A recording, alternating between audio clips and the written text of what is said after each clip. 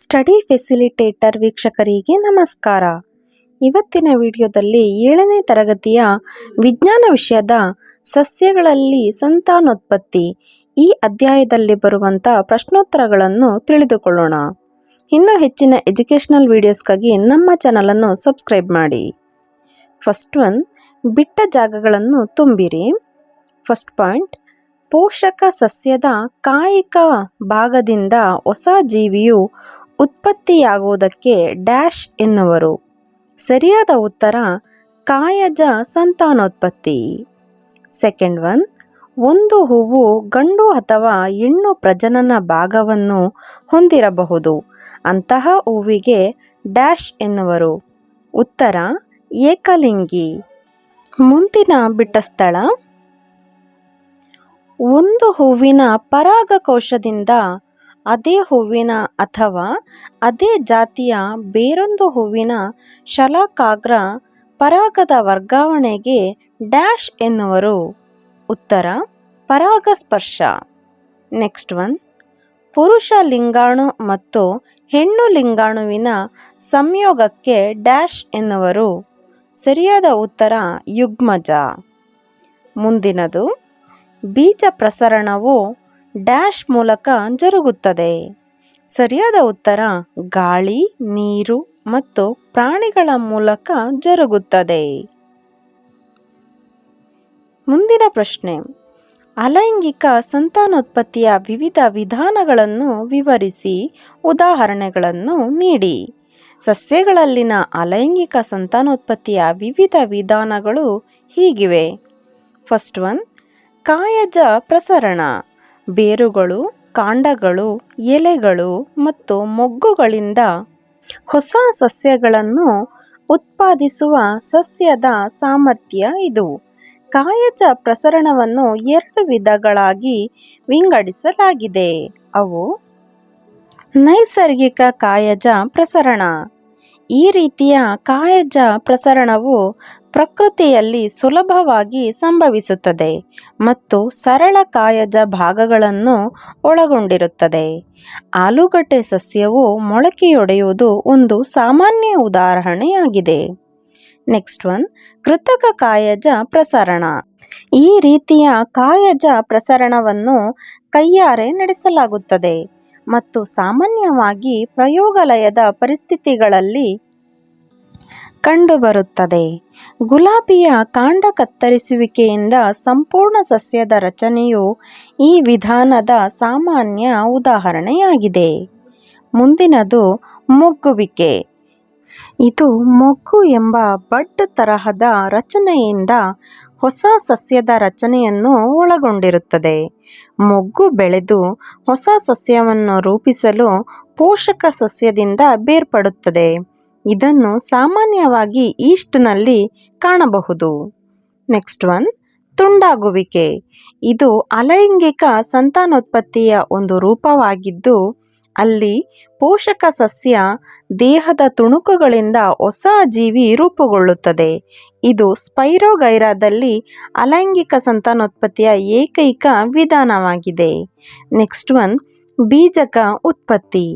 ಅನೇಕ ಹೂ ಬಿಡದ ಸಸ್ಯಗಳು ಬೀಜಕ ರಚನೆಯ ಮೂಲಕ ಸಂತಾನೋತ್ಪತ್ತಿ ಮಾಡುತ್ತವೆ. ಬೀಜಕಗಳು ದಪ್ಪ ಗೋಡೆಯಿಂದ ರಕ್ಷಿಸಲ್ಪಟ್ಟ ಸಣ್ಣ ಕೋಶಗಳಾಗಿವೆ. ಬ್ರೆಡ್ ಅಚ್ಚುಗಳಂತಹ ಶಿಲೀಂಧ್ರಗಳು ಈ ವಿಧಾನವನ್ನು ಬಳಸಿಕೊಂಡು ಅಲೈಂಗಿಕವಾಗಿ ಸಂತಾನೋತ್ಪತ್ತಿ ಮಾಡುತ್ತವೆ. ಮುಂದಿನ ಪ್ರಶ್ನೆ, ಲೈಂಗಿಕ ಸಂತಾನೋತ್ಪತ್ತಿಯ ಬಗ್ಗೆ ನೀವು ಏನು ಅರ್ಥ ಮಾಡಿಕೊಂಡಿರಿ, ವಿವರಿಸಿ.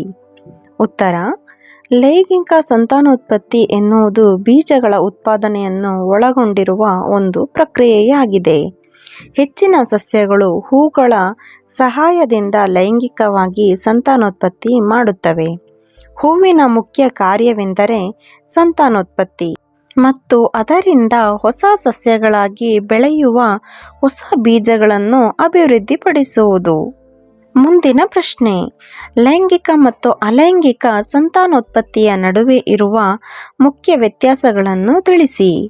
ಉತ್ತರ, ಲೈಂಗಿಕ ಮತ್ತು ಅಲೈಂಗಿಕ ಸಂತಾನೋತ್ಪತ್ತಿಯ ನಡುವಿನ ವ್ಯತ್ಯಾಸಗಳು.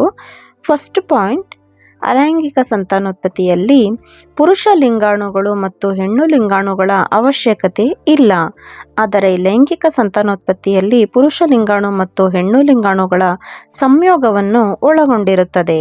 ನೆಕ್ಸ್ಟ್ ಪಾಯಿಂಟ್, ಅಲೈಂಗಿಕ ಸಂತಾನೋತ್ಪತ್ತಿಯಲ್ಲಿ ಹೊಸದಾಗಿ ಅಭಿವೃದ್ಧಿ ಹೊಂದಿದ ಸಸ್ಯಗಳು ಪೋಷಕ ಸಸ್ಯಕ್ಕೆ ಪರಸ್ಪರ ಹೋಲುತ್ತವೆ. ಲೈಂಗಿಕ ಸಂತಾನೋತ್ಪತ್ತಿಯಲ್ಲಿ ಹೊಸದಾಗಿ ಅಭಿವೃದ್ಧಿ ಹೊಂದಿದ ಸಸ್ಯಗಳು ಪೋಷಕ ಸಸ್ಯಕ್ಕೆ ಹೋಲುವಂತಿಲ್ಲ. ನೆಕ್ಸ್ಟ್ ಪಾಯಿಂಟ್, ಅಲೈಂಗಿಕ ಸಂತಾನೋತ್ಪತ್ತಿಗೆ ವಿಶೇಷ ಸಂತಾನೋತ್ಪತ್ತಿ ಭಾಗಗಳು ಅಗತ್ಯವಿಲ್ಲ. ಹೂವು ಸಸ್ಯದ ಸಂತಾನೋತ್ಪತ್ತಿ ಭಾಗವಾಗಿದ್ದು ಅದು ಸಸ್ಯದ ಲೈಂಗಿಕ ಅಂಗಗಳನ್ನು ಹೊಂದಿರುತ್ತದೆ. ಲೈಂಗಿಕ ಸಂತಾನೋತ್ಪತ್ತಿಗೆ ಇವು ಮುಖ್ಯ. ಅಲೈಂಗಿಕ ಸಂತಾನೋತ್ಪತ್ತಿಗೆ ಉದಾಹರಣೆಗಳು ಈಸ್ಟ್, ಗುಲಾಬಿ, ಮಲ್ಲಿಗೆ, ಆಲೂಗಡ್ಡೆ ಇತ್ಯಾದಿ ಉದಾಹರಣೆಗಳಾಗಿವೆ. ಲೈಂಗಿಕ ಸಂತಾನೋತ್ಪತ್ತಿಗೆ ಉದಾಹರಣೆಗಳು ದಾಸವಾಳ, ಜೋಳ, ಪಪ್ಪಾಯಿ ಇವು ಹೂ ಬಿಡುವ ಸಸ್ಯಗಳು ಇವುಗಳಿಗೆ ಉದಾಹರಣೆಯಾಗಿದೆ. ಮುಂದಿನದು ಹೂವಿನ ಪ್ರಜನನ ಭಾಗಗಳನ್ನು ಚಿತ್ರಿಸಿ. ಮೊದಲನೆಯದು ಕೇಸರ. ಇದರಲ್ಲಿ ಕೇಸರ, ಕೇಸರದ ದಂಡ, ಪರಾಗಕೋಶ ಇವು ಭಾಗಗಳಾಗಿವೆ. ಶಲಾಕೆಯಲ್ಲಿ ಶಲಾಕಾಗ್ರ ಮೇಲ್ಭಾಗದಲ್ಲಿ, ಹಾಗೆ ಶಲಾಕನಳಿಕೆ, ಅಂಡಕ, ಅಂಡಾಶಯ ಇವು ಶಲಾಕೆಯ ಭಾಗಗಳಾಗಿವೆ.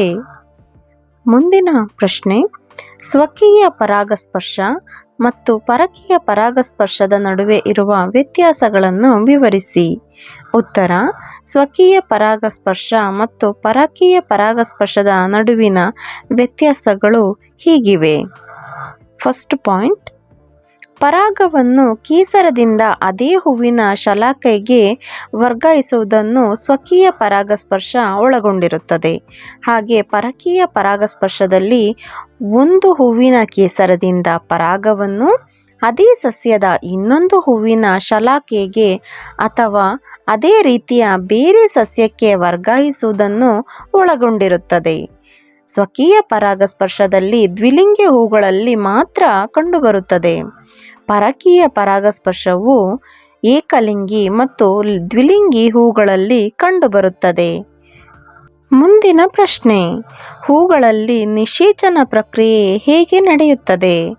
ಉತ್ತರ, ಲಿಂಗಾಣುಗಳು ಸಂಯೋಗಗೊಂಡು ಉಂಟಾಗುವ ಕೋಶವನ್ನು ಯುಗ್ಮಜ ಎನ್ನುವರು. ಯುಗ್ಮಜವನ್ನುಂಟು ಮಾಡಲು ಪುರುಷ ಲಿಂಗಾಣು ಮತ್ತು ಹೆಣ್ಣು ಲಿಂಗಾಣು ಸಂಯೋಗಗೊಳ್ಳುವ ಪ್ರಕ್ರಿಯೆಗೆ ನಿಷೇಚನ ಎನ್ನುವರು. ಯುಗ್ಮಜವು ಮುಂದೆ ಭ್ರೂಣವಾಗಿ ಬೆಳೆಯುತ್ತದೆ. ಮುಂದಿನ ಪ್ರಶ್ನೆ, ಬೀಜ ಪ್ರಸರಣವಾಗುವ ಹಲವು ವಿಧಾನಗಳನ್ನು ವಿವರಿಸಿ. ಉತ್ತರ, ಬೀಜ ಪ್ರಸರಣವು ಈ ಕೆಳಗಿನ ಮಾಧ್ಯಮಗಳಿಂದ ಸಂಭವಿಸುತ್ತದೆ. ಅವು ಹೀಗಿವೆ. ಫಸ್ಟ್ ಒನ್, ಪ್ರಾಣಿಗಳಿಂದ ಪ್ರಸರಣ. ಇದರಲ್ಲಿ ಪಕ್ಷಿಗಳು ಮತ್ತು ಪ್ರಾಣಿಗಳು ಬೀಜಗಳನ್ನು ಪ್ರಸರಿಸುವ ಹಲವು ಮಾರ್ಗಗಳಿವೆ. ಉದಾಹರಣೆಗೆ, ಪಕ್ಷಿಗಳು ಮತ್ತು ಪ್ರಾಣಿಗಳು ಹಣ್ಣುಗಳನ್ನು ತಿನ್ನಬಹುದು ಮತ್ತು ಬೀಜಗಳನ್ನು ಪೋಷಕ ಸಸ್ಯದಿಂದ ದೂರವಿಡಬಹುದು. ಕೆಲವು ಬೀಜಗಳು ಬಾರ್ಬ್ಗಳು ಅಥವಾ ಇತರ ರಚನೆಗಳನ್ನು ಹೊಂದಿದ್ದು ಅವು ಪ್ರಾಣಿಗಳ ದೇಹಕ್ಕೆ ಅಂಟಿಕೊಳ್ಳುತ್ತವೆ ಮತ್ತು ಅವುಗಳನ್ನು ಹೊಸ ತಾಣಗಳಿಗೆ ಕೊಂಡೊಯ್ಯುತ್ತವೆ. ಕೆಲವು ಹಣ್ಣುಗಳು ಅವುಗಳ ಮೇಲೆ ಕೊಕ್ಕೆಗಳನ್ನು ಹೊಂದಿರುತ್ತವೆ, ಅದು ತುಪ್ಪಳ ಅಥವಾ ಬಟ್ಟೆಗೆ ಅಂಟಿಕೊಳ್ಳುತ್ತವೆ. ನೆಕ್ಸ್ಟ್ ಒನ್, ಗಾಳಿಯಿಂದ ಪ್ರಸರಣ.